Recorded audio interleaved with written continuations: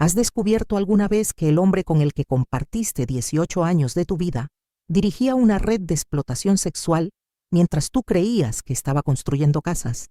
Que cada fin de semana que se iba supuestamente a ayudar a su primo, en realidad estaba coordinando el tráfico de mujeres jóvenes para clientes adinerados. Yo lo descubrí por casualidad cuando fui a llevarle una limonada. Y lo que hice después va a hacer que te preguntes si soy una justiciera o una mujer sin límites morales. Me llamo Remedios. Tengo 59 años y esta es la historia más devastadora que he vivido en toda mi existencia. Es una historia tan llena de horror, de traiciones que van más allá de la infidelidad, de decisiones morales que me atormentan hasta el día de hoy, que necesito contarla antes de morirme. Porque lo que descubrí sobre mi esposo, sobre las mujeres que él destruía, sobre mi propia capacidad para la venganza, cambió para siempre mi manera de ver el mundo. Y lo que decidí hacer con esa información va a dividir opiniones de manera brutal. Durante 18 años creí que estaba casada con Tomás, un hombre trabajador que tenía su propia empresa de construcción, un hombre generoso que todos los fines de semana iba a ayudar a su primo Memo a construir su casa nueva, un hombre solidario, familiar, que nunca cobraba por su trabajo cuando se trataba de ayudar a parientes, un hombre que llegaba a casa los domingos por la noche, sucio, agotado, pero satisfecho de haber ayudado a su familia. Pero resulta que durante todos esos años, Tomás no estaba construyendo ninguna casa. Estaba construyendo un imperio criminal que destruía la vida de docenas de mujeres vulnerables.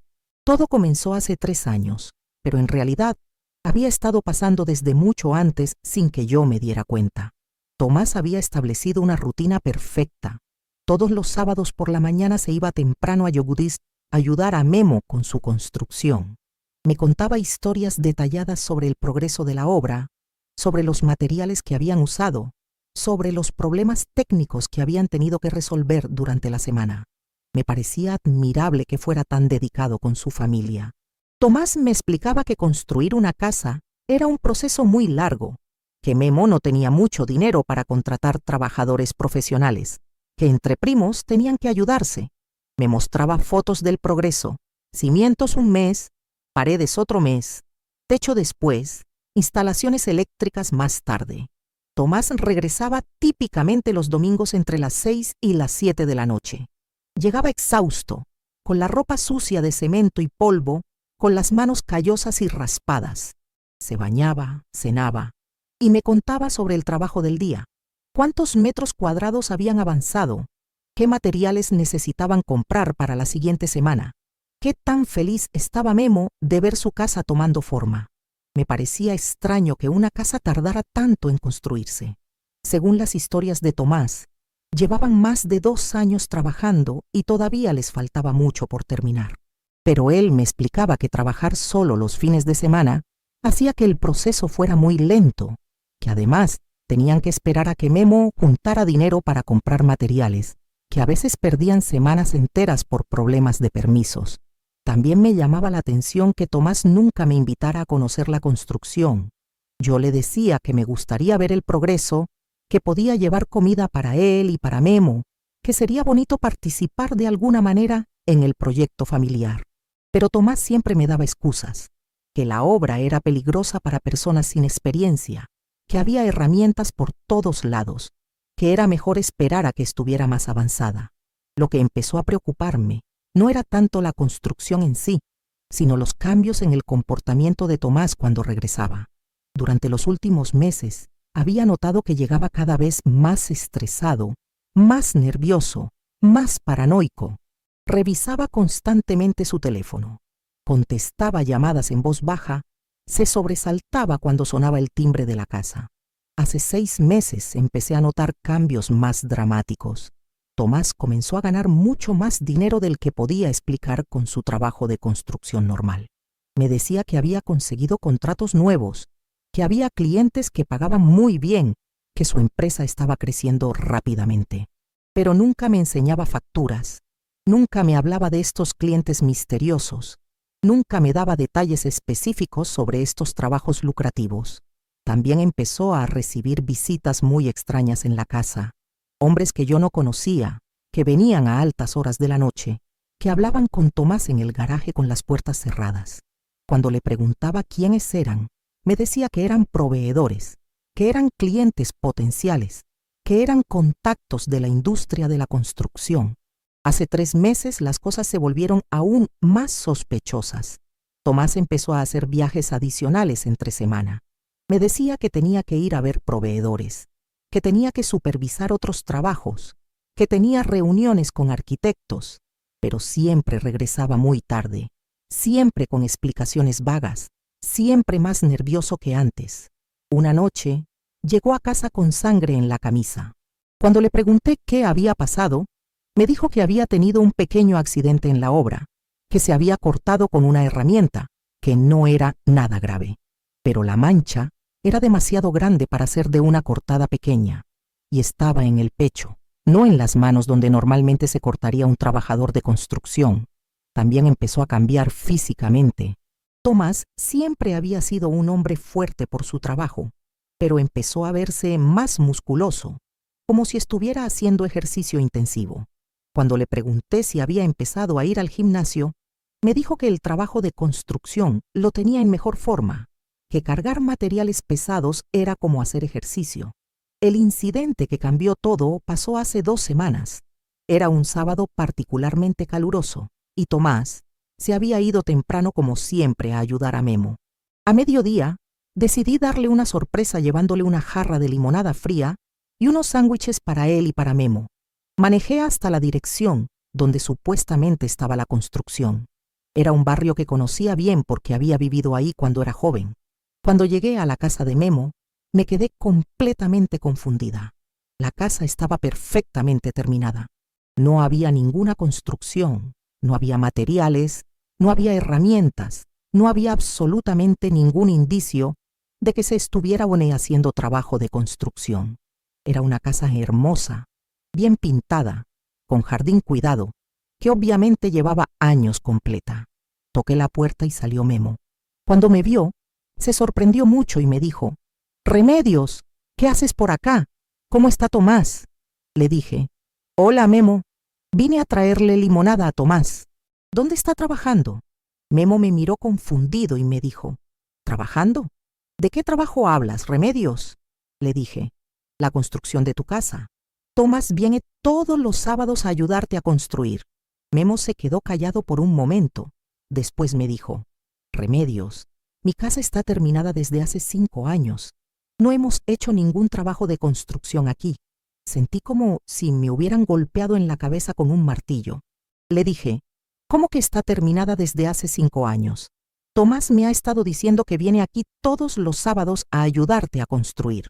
Memo me invitó a pasar y me dijo: «Remedios, siéntate, tenemos que hablar». Me explicó que efectivamente había construido esa casa, pero que la había terminado completamente 5 años atrás, que desde entonces no había hecho ningún trabajo de construcción, que no había visto a Tomás en meses, que no tenía idea de dónde había estado yendo mi esposo todos los sábados. En ese momento entendí que Tomás me había estado mintiendo sistemáticamente durante años. Si no estaba en casa de Memo, ¿dónde había estado pasando todos esos sábados? ¿Qué había estado haciendo durante todos esos fines de semana que me decía que estaba construyendo? Por primera vez en 18 años de matrimonio, empecé a sospechar que mi esposo tenía una doble vida. Regresé a casa completamente destrozada, pero fingiendo que no había pasado nada. Cuando Tomás llegó esa noche sucio y cansado como siempre, me contó la historia habitual sobre el progreso de la construcción, sobre los problemas que habían tenido con las instalaciones, sobre lo agradecido que estaba Memo por su ayuda. Cada palabra que salía de su boca era una mentira. Y lo más aterrador era que había perfeccionado tanto sus mentiras que hasta traía ropa sucia de construcción, hasta tenía detalles específicos sobre supuestos problemas técnicos, hasta mostraba preocupación genuina por el progreso de la obra. Le dije: «¿Cómo está la casa de Memo? ¿Ya están cerca de terminar?». Tomás me dijo: «Todavía falta mucho. Esta semana vamos a empezar con los pisos de la sala». Memo está muy emocionado porque finalmente va a empezar a verse como una casa de verdad. Mentira tras mentira tras mentira, pronunciadas con la naturalidad de alguien que había convertido el engaño en una forma de arte. Durante la siguiente semana decidí investigar. Contraté a un investigador privado y le expliqué la situación, que mi esposo había estado mintiendo sobre dónde pasaba los fines de semana, que sospechaba que tenía actividades secretas, que necesitaba saber la verdad. El investigador me dijo que iba a seguir a Tomás el siguiente sábado para ver exactamente dónde iba y qué hacía durante sus supuestas jornadas de construcción.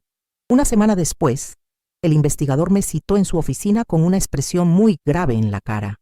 Me dijo: «Señora Remedios, tengo información muy perturbadora que darle. Su esposo no está involucrado en construcción. Su esposo está involucrado en actividades criminales muy serias». Sentí como si me hubieran dado una puñalada en el corazón. Le dije: «¿Qué tipo de actividades criminales?». El investigador me explicó que Tomás era el coordinador de una red de explotación sexual que operaba en varios estados, que los sábados que supuestamente iba a construir, en realidad iba a coordinar el transporte de mujeres jóvenes, a supervisar casas de seguridad, a reunirse con clientes que pagaban por servicios sexuales. Me mostró fotos devastadoras. Tomás entrando y saliendo de motelitos donde mantenían a las mujeres. Tomás reuniéndose con hombres que claramente eran proxenetas. Tomás contando dinero en efectivo en cantidades enormes. El investigador me dijo: «Señora Remedios, según nuestras averiguaciones, su esposo ha estado involucrado en esta operación durante por lo menos 4 años. Es uno de los coordinadores principales». Le pregunté: «¿Qué significa exactamente coordinador principal?». El investigador me explicó que Tomás se encargaba de reclutar mujeres vulnerables, de trasladarlas entre ciudades, de coordinar con clientes, de manejar las finanzas de la operación, que era responsable directo del sufrimiento de docenas de mujeres que habían sido engañadas, secuestradas o forzadas a prostituirse. Me mostró más evidencia: conversaciones grabadas donde Tomás coordinaba la compra y venta de mujeres como si fueran mercancía, registros financieros que mostraban las ganancias enormes que obtenía de la explotación, hasta fotos de algunas de las víctimas antes y después de ser procesadas por la red. El investigador me dijo: «Señora Remedios, hay algo más que necesita saber». Le dije: «¿Qué más puede haber?». Me dijo: «Su esposo está siendo investigado por el FBI. Hay una orden de arresto que se va a ejecutar en las próximas semanas». En ese momento entendí que no solo había estado casada con un mentiroso durante años, sino con un criminal de la peor clase.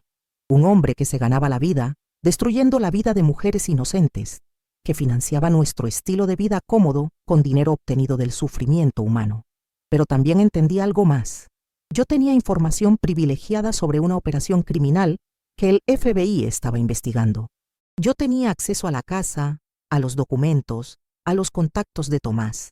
Yo tenía la oportunidad de hacer algo más que simplemente denunciarlo. Decidí que Tomás no solo iba a ir a la cárcel, sino que iba a pagar de una manera mucho más personal y devastadora. Salí de la oficina del investigador con un plan que era tan criminal como las actividades de mi esposo, pero que me parecía completamente justificado. Esa noche, cuando Tomás llegó a casa, lo miré y por primera vez vi exactamente lo que era: un monstruo que destruía vidas humanas para su propio beneficio. Le dije: «Tomás, ¿cómo estuvo tu día en la construcción?». Él me contó las mismas mentiras de siempre, que habían avanzado mucho con los pisos, que Memo estaba muy contento, que probablemente la próxima semana iban a empezar con la pintura. Pero esta vez yo sabía exactamente qué había estado haciendo realmente: coordinando la explotación de mujeres, contando dinero manchado de sangre, planeando cómo expandir su negocio criminal. Le dije: «Tomás, tengo una sorpresa para ti». Él me preguntó: «¿Qué sorpresa?». Le dije: «Es una sorpresa para el próximo sábado. Va a ser algo que nunca vas a olvidar». Tomás sonrió y me dijo: «Me encantan tus sorpresas, Remedios. Si hubiera sabido lo que yo estaba planeando, habría huido del país esa misma noche». Durante la siguiente semana, mientras Tomás seguía con su rutina normal, yo estuve preparando mi venganza, pero no era una venganza personal.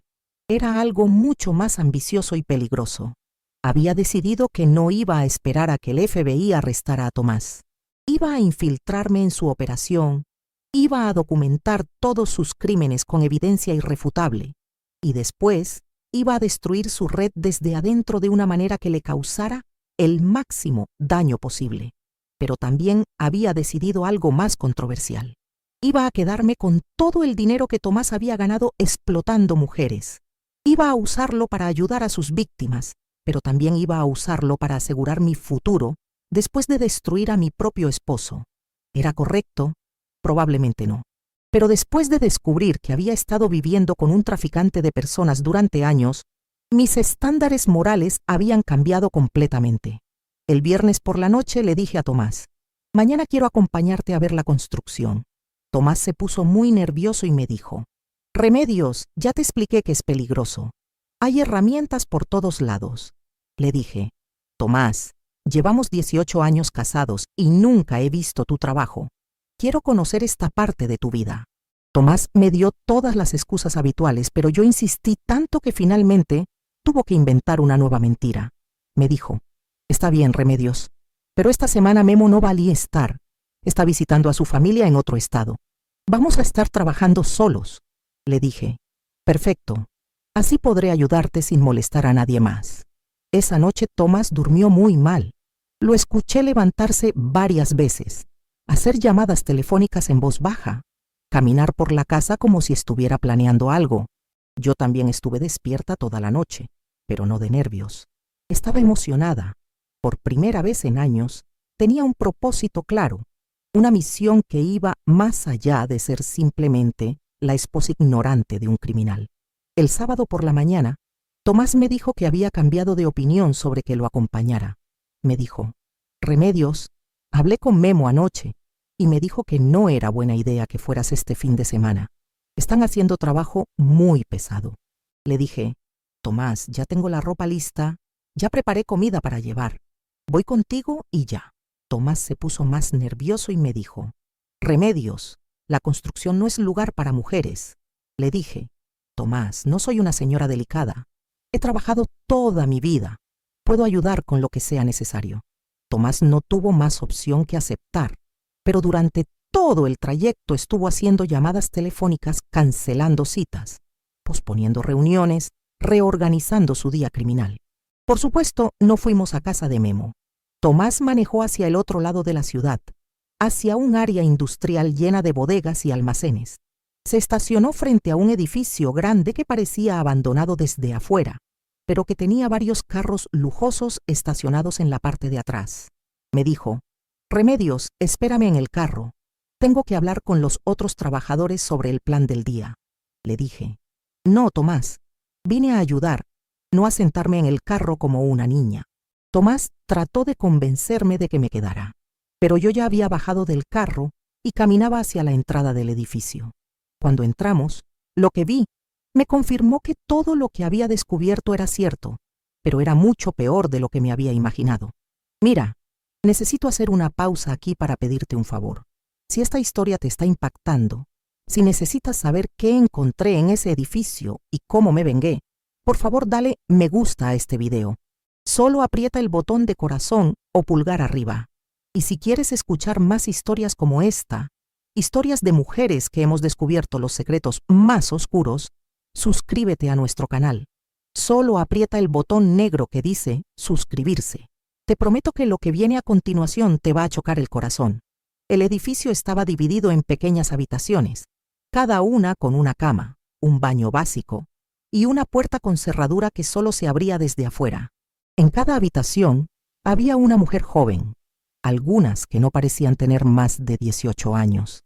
Era una prisión, una granja humana, donde mantenían a mujeres para venderlas por horas a hombres que pagaban por abusar de ellas. Tomás se puso completamente pálido cuando vio que yo había entrado. Trató de sacarme del edificio diciéndome que nos habíamos equivocado de dirección, que esa no era la construcción, que mejor nos fuéramos. Pero yo ya había visto suficiente. Le dije, Tomás, quiero hablar con todas estas mujeres. Tomás me dijo, Remedios, estas no son mujeres normales, son trabajadoras especiales. No puedes hablar con ellas. Le dije, ¿trabajadoras especiales de qué, Tomás? En ese momento apareció otro hombre que claramente era socio de Tomás. Me miró con cara de pánico y le dijo a Tomás, ¿qué está haciendo tu esposa aquí? Sabes que nadie puede ver la operación. Tomás me agarró del brazo y trató de llevarme hacia la salida, pero yo me resistí. Les grité a las mujeres: ¿están aquí por su propia voluntad? ¿Pueden irse cuando quieran? Varias mujeres empezaron a llorar y a pedirme ayuda. Una muchacha que no parecía tener más de 17 años me gritó: «Señora, por favor ayúdenos, nos tienen secuestradas, no podemos salir». En ese momento entendí completamente la magnitud de la operación criminal de mi esposo. No solo coordinaba prostitución, coordinaba trata de personas, secuestro, esclavitud sexual. El socio de Tomás me dijo: «Señora, usted no puede estar aquí. Esto es muy peligroso para todos». Le dije: «¿Me están amenazando?». El hombre le dijo a Tomás: «Hermano, tu esposa sabe demasiado. ¿Qué vamos a hacer con ella?». En ese momento me di cuenta de que mi vida estaba en peligro. Estos hombres no podían permitir que yo saliera de ahí y los denunciara. Probablemente me iban a matar o peor, me iban a convertir en una más de sus víctimas. Le dije a Tomás: «¿Vas a permitir que me hagan daño?». Tomás se puso las manos en la cara y me dijo: «Remedios, no debiste venir, no debiste ver esto». Le dije: «Tomás, soy tu esposa, llévame a casa y vamos a hablar». El socio de Tomás me dijo: «Señora, usted no se puede ir, sabe demasiado sobre nuestra operación». En ese momento saqué mi teléfono y les dije: «Ya envié mensajes de texto con la dirección de este lugar a 3 personas diferentes. Si no regreso a casa esta noche, van a saber exactamente dónde buscarme». Era mentira, pero funcionó. Los hombres se pusieron nerviosos y empezaron a discutir entre ellos sobre qué hacer conmigo. Tomás finalmente me dijo: «Remedios, vamos a casa. Pero necesitamos hablar muy seriamente sobre lo que viste aquí». Durante el viaje de regreso, Tomás me explicó cómo había empezado su negocio criminal. Me dijo que había comenzado como algo pequeño, que había evolucionado hasta convertirse en una operación grande, que él no había planeado que llegara tan lejos.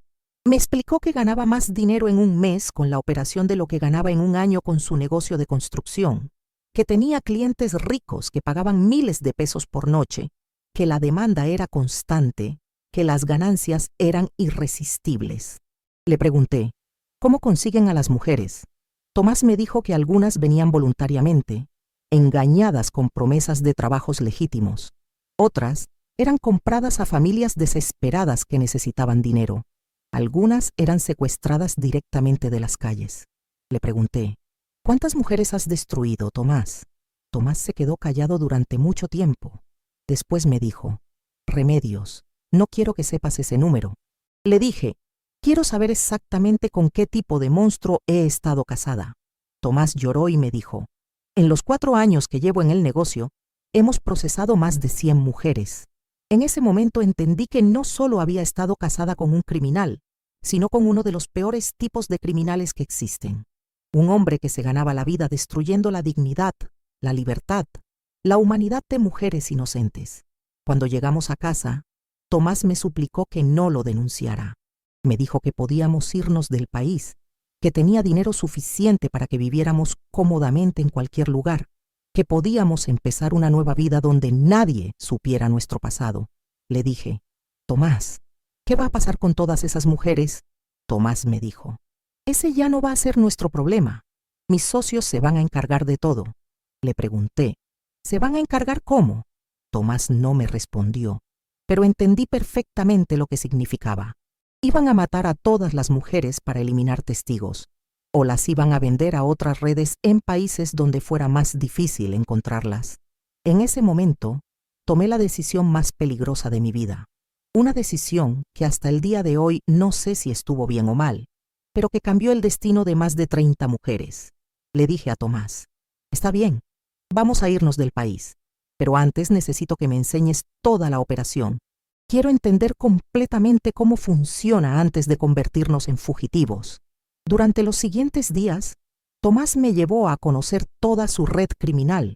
Me presentó a sus socios, me enseñó las casas de seguridad, me explicó cómo reclutaban víctimas, cómo las trasladaban entre ciudades, cómo las entrenaban para obedecer a los clientes.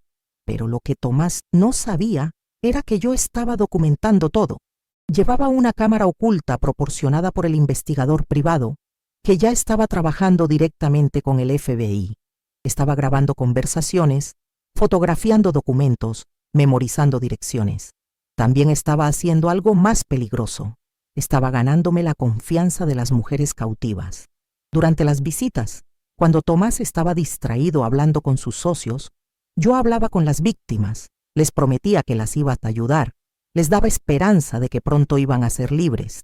El jueves de esa semana, Tomás me dijo que el viernes iban a trasladar a todas las mujeres a otras ciudades, porque habían escuchado rumores de que la policía estaba investigando la zona. Me dijo, Remedios, después del traslado nos vamos del país. Ya no va a ser seguro quedarnos aquí. Esa noche llamé al investigador privado y le dije, mañana es el día. Si no actúan mañana, van a perder a todas las víctimas para siempre. El viernes por la mañana, mientras Tomás y sus socios estaban coordinando el traslado de las mujeres, el FBI ejecutó una operación masiva. Arrestaron a 12 hombres, liberaron a 31 mujeres, confiscaron más de 2 millones de pesos en efectivo. Tomás fue arrestado junto con todos sus socios. Cuando los agentes le pusieron las esposas, me miró con una expresión de odio puro y me gritó, «Me traicionaste, Remedios, eres una maldita traidora». Le dije, «Tomás, no te traicioné, hice justicia». Durante el juicio, mi testimonio fue clave para condenar a toda la red. Tomás fue sentenciado a 30 años de prisión sin posibilidad de libertad condicional por trata de personas, secuestro, explotación sexual y lavado de dinero. Pero había algo más que nadie sabía, ni siquiera el FBI. Durante las semanas que estuve infiltrada en la operación de Tomás, no solo documenté evidencia, también transferí silenciosamente más de 1 millón de pesos de las cuentas criminales a cuentas que había abierto en secreto. Dinero que había sido ganado explotando mujeres, dinero manchado de sangre y lágrimas, pero dinero que yo decidí usar para ayudar a las víctimas de maneras que el sistema legal no podía. Usé parte de ese dinero para pagar terapia psicológica privada a las mujeres que habían sido rescatadas.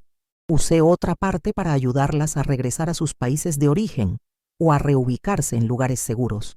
Usé más dinero para crear un fondo que ayudara a otras víctimas de trata de personas que el sistema legal no alcanzaba a proteger.